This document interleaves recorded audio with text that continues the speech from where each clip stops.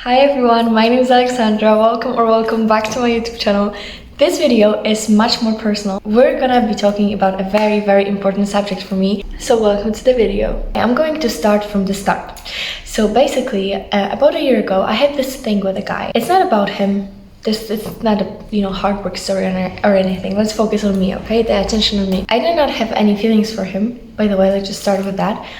Because that was the time when I was not able to catch any feelings for somebody. But what I had was lots of hope and lots of trust. And I was basically a teenage girl. And what he did hurt me on such a deep level that it changed my, my way of feeling things. And it's not that I have trust issues or that I'm just trusting. No, I'm very trusting still. But the way that I'm feeling things, like the way that I'm bringing them into my consciousness or subconsciousness, I don't know, it's completely different than it was before. Do you recall this quote that you made me a poet? So this guy, he truly did make me a poet, but not because I had such deep feelings for him. No. Like I said, this story is not even about him. This event that took place hurt me so deeply that I actually became a poet. This is one of my coping mechanisms. I never talked about it, but I love to write poetry. This is how I can actually say what I'm feeling. I started feeling things completely different. The months after were just very emotional for me, and I was feeling lost. I didn't know how I was feeling even. I didn't know how to describe it, how to cope with it, because I've never had a situation like that in my life before. Like, obviously I was very young, I'm still very young, so this is not, surprising or anything, but I did not know what to do. I did not know what to feel and how to feel it. I was always feeling very deeply, everything. My mom always says to me that I think too much, that I analyze things too much. I always had a very dreamy-like mentality. I always had a big imagination. I always was very optimistic and very, just like I said, dreamy. I even have this tattoo you can see here, and it's a dreamer in French, and it just basically describes who I am. I'm a big dreamer. I dream very big since I was a very young girl. It's not that I stopped being that, but the event that happened kind of turned me from this, this girl into a woman. The feelings that I feel right now never raised up. Not that I did not know how to deal with those, or that I am having different coping mechanism. I am having a different coping mechanism because I'm having different feelings that I had before. I just went on with my life. I kind of ignored it. I kind of after I moved on from the situation, I was like, yeah, I don't really care. I don't really give a shit, Do you recall this song, Taylor Swift? I don't know. I think only Swifties know this song. Would've, could've, should've. I love this song. The exact lyric, give me back my girlhood, it was mine first. This exact lyric was what I felt. I was playing it. Even after like a whole month after it happened, I was playing it. Each time I heard the song, I was crying because I felt it so deeply, because the feelings that were rising up were never as the feelings that I felt before. And the feeling that I felt before, I don't feel them right now. I don't really know how to describe it. It's about the emotions you have in your body. Like, you can say, okay, the anger. How can you describe the anger? You cannot describe it. It's not about the reaction you have to the emotions, because that's what you have, the power of. That's what you can be conscious of. That's what you can choose what to do.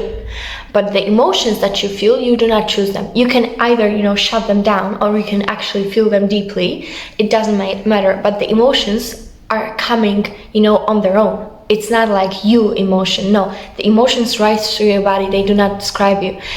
But I still didn't know what to do, because I stopped feeling the feelings that I did before. And I started feeling things completely differently. And what came into my mind, I was like, he took my girlhood.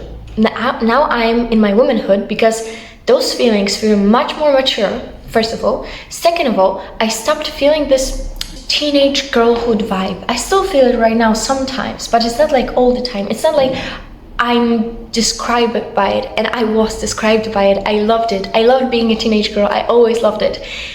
And after it happened, like I said, I felt like he took my girlhood. A couple months passed by, I turned 20. And basically, people who turned 20 can relate to this. When you turn 20, you feel completely different. I thought it was all a bullshit, and it's not, and it's kind of freaking me out, because I'm just got into my 20s, like a couple of months ago. So that's basically very recent, especially that so many things happened afterwards. Like I went to this trip, I went to this trip, I went to Erasmus. Like right now I'm just living in Italy, and basically so many things have happened that it overshadowed me turning 20. I was feeling good. I was like, okay, now I have 2 instead of 1, you know, at the beginning of my age. No big deal. It is a big deal. It's a huge deal. For the couple of recent days, or even, you know, for recent weeks, I was feeling very lost. And it's not like I was unhappy. No, I was feeling very lost. I cannot even describe this feeling. It's just, I thought it was about the moving out. I thought it was about missing home, because I do miss home very much. But it's much more deeper. It's much about like the whole sense of the being of mine. Like I've always have, I started analyzing the feeling that is rising up. And basically now I'm using the same night cream as I was using those months that I was going over this event with the guy that I was telling at the beginning. It has a very certain smell, like a very specific smell. And I was laying down on my bed and I was like, what is going on? Like, why do I feel this nostalgia? This, like I have some unfinished business. Like I need to think things over. I was so lost, and I was laying down and I was smelling this night cream. I was like, God, it takes me back. Like, what is going on? And then it clicked, and I was like, oh, holy shit. So it clicked that I was using the same night cream those months that I was even talking to the guy, that I was getting over the guy. Like the whole process, I was using this night cream. This smell took me back, and I was feeling so nostalgic. It still took me back to the, you know, to the months, you know, after when I was getting over the guy and when I was just trying to find me again. And usually when I tried to find me again, this is a deep topic, and this is basically what I wanted to focus on. When I wanted to feel like me, since I turned 18, I was always trying to get back into my 17-year-old self for 2 years now. And this is the first time in those 2 years that I stopped. Because what occurred to me is that I will never get back to this 17-year-old me self. But why 17?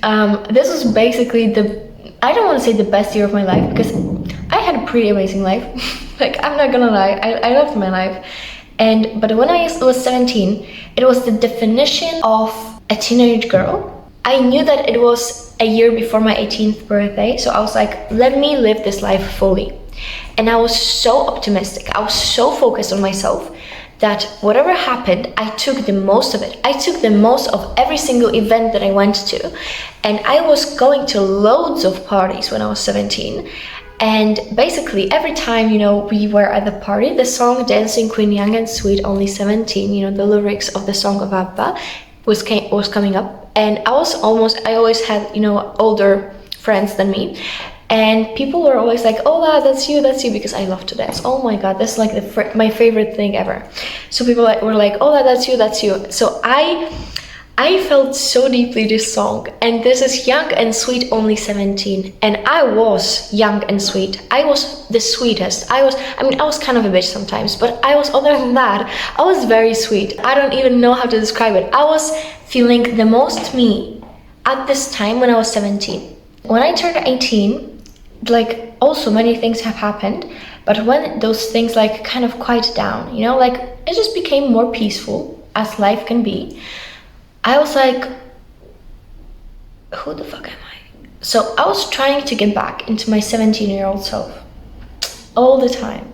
So whenever something big was happening, I still loved myself, I still knew myself, but it was more that I was kind of jealous of my previous self, which is never good. I kind of knew that I cannot take this 17-year-old self back, but I was like, okay, let me get this mentality. It was easier for me to tap into this freedom. And that is what I missed. For those 2 years, that is what I missed. And the thing is, it just now occurred to me, I will never have that back. Never. Because I will never be a teenage girl again. Because I went through so many things in my life. I will not just stop this, you know, process of growing. And this is not bad. This is very good, because I grew so much from when I was 17 that for me right now, it is impossible to get back into this smaller circle when my expand zone is like that, I will not turn into this again. And this is not bad. And for the first time in 2 years, I accepted that I am older, I am wiser, I am different, and I feel differently. So when you go into your 20s, when you become a woman, when you feel things differently, when you do those things, when you actually grow, when you expand your zone, this is not bad. And I know many people try to get back into their, X self when there's no need to. And like I said, I just this week accepted, fully felt the acceptance. I will not have my 17-year-old self back, ever, because I'm never going to be 17 again. And I can have freedom. I can have this, okay, I'm good, I'm feeling like that, but it will never be that, it will never be the same, and it's good. It doesn't have to be the same. Things don't have to be the same. And I also read this quote once: when you miss the place, you do not only, for example, we miss a trip, you do not only miss the place that you've been to, because the place will stay. This land will still be there. But you miss the person that you were. You miss the people that were surrounding you. You miss the whole feeling of this place, and you will never get that again. So that's why we are when we think about the trips, we're so oh my God, well, I want to go there again. I want to visit there again. And after we do visit this, it's never the same. Sometimes it's just a bit different, but it's never the same. I'm feeling very peaceful right now. I was so lost for the recent weeks. And now I'm okay, I'm good. If you're going through the similar thing that I was going through, you just have to accept that you will never get back into this yourself again. But it doesn't always have to be the same self for you to feel like yourself. So basically you have to stop trying to get back this feeling that you miss, but you have to find your own feeling from now on. And to do that, I was thinking about some tips to give myself and to give you guys. And I think the main one is, like always, give yourself some time and some love. And this is the best advice that I was ever being given, and I was always thinking oh my God, give yourself a time. Time heals and stuff. I was oh my God, this is such a bullshit. I want to know what to do. Patience is one of the best qualities that I've gained in life. I have loads of patience. But to be patient to other people and to be patient to yourself, different stories. You don't have to rush into what am I feeling, what should I do, no. Give yourself time. You don't need to decide what you're feeling. You don't need to say, this is who I am, this is what I feel. No, you don't need to make the decision right now. You can just live on, see, experience, and then decide. It doesn't always have to be in a rush. And the same is with yourself, because basically experiencing yourself is like dating yourself. When you're going into your 20s and you're 20-year-old, you're a newborn into your 20s. When you're a 23-year-old, you're a 3-year-old of your 20s. So this is very new. When you're a newborn, it's you're a completely different person, and you still need to experience this person. How do I want to feel during this? Even your standards, even your comfort zone, even what you like to eat. I don't like to eat the things that I liked to eat when I was younger, and I like to eat so many other things that I would never ever eat in my life if I was, even 4 years ago. It doesn't mean that I have to stay the same to feel like myself. They will never see all of the faces of yours. They can see you at the party, you with friends, you with family, but nobody can see you with you alone. Only you can see that. So only you will know yourself truly. To be loved is to be known, but you do not know the person just right the second you meet them. So if you're feeling differently, give yourself time to actually get to know yourself, to actually spend time with yourself and realize, okay, now I do not like this. I used to like this, but now I do not like this, and this is okay. And love yourself for this. To be loved is to be known. So get to know yourself and give yourself the love, give yourself the acceptance, because do not try to force yourself into liking something, into being something. You can be somebody different, and this different person doesn't need to be worse or better. No. They're just different, and you can be different than what you were thinking of. But create your own version of this differentness. Be the person that you feel the most comfortable of being, that you feel the most yourself as being. And not comfortable as stay in your comfort zone. No, expand it. But first get to know the zone. Okay, like walk around the area before you expand it. Actually, this podcast, I would say, that I'm making right now gives myself so much to think about, because usually when I have deeper thoughts and I want to actually analyze the situation, analyze the thing, I'm either yapping to my, sister, to my mama, or to my bestie, or I am writing in my diary and I am explaining as to another person of how I'm feeling. Because you can have enough knowledge to understand some things, but you may not have enough knowledge to actually explain it to other person. And when it comes to the feelings and the thoughts, it's like, okay, I understand, but it's like, I understand, but not so deeply as if I can, explain it. And if you try to explain it, maybe you will get into the analyze to actually, know yourself, to actually know what you're feeling, know the feelings. And this is another advice that I have to you. Try to analyze what you're feeling. Try to analyze how you feel. And you don't have to decide, like, those are the feelings that are coming up. This is what no. But just like be in yourself for a moment, be with yourself for a moment. And to that, you can either meditate, you can journal, you can, like I say, you can even put on the recorder, on your phone and just like talk to yourself. You don't have to call other people, but if you want, call other people. Just talk about this. And be open about this. If you have a therapist, talk to your therapist, because it also helps very much. I want to actually go into therapy, because even if you do not have a big traumas in your life, you always have something to work on. And I feel like if somebody's guiding you, it is very, very easy to actually find the journey that you are looking for. Another advice that I would give is just experience life. Like I was saying before, just try to know yourself, try to give yourself love. And if you're missing the person that you were before, if you're missing whatever was happening, try to make different things happen to have good memories. You're missing something because those experiences were so precious. So create new experiences. Make this time the best time that has happened yet. Another advice that will come just, after the advice that I just gave is take the pressure off. This is the bad quality of mine that I always said. I always talk to myself, you need to make this the best time you've ever had. You need to make this the best time you've ever had.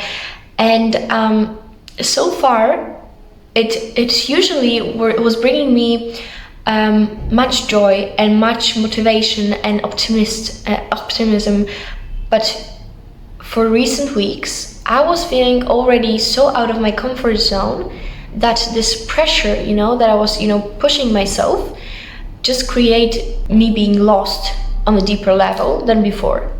So take the pressure off. You do not have to experience as much as you did before. Quality over quantity, and quality is not over, the big parties, the big events, the going out as much as you can. No, the quality is just how you make it. So having the best time yet doesn't need to be the loudest time or the biggest events or how would people describe it the best. No, it's about how you feel about it. You can go loud, you can go big, but do it in agreement with yourself, okay? Do not try to push yourself, because if you're going to push too much, you're going to end up as lost as I was. Take the pressure off yourself, because it's not that serious. It is precious, it is amazing, but it's not that serious. Okay, so basically this is it. This is all that I wanted to talk to you guys about, and I hope you liked it. This is so far, I think, my favorite video to make, because maybe it was just because it was very personal, and because those realizations that I had helped me so much, and to think that it might help somebody else, it's a nice thought. Thank you so much for watching. I really hope you enjoyed it. Let me know in the comments if you like this kind of videos, because I would love to make more of that, and I hope to see you in my next videos. Bye!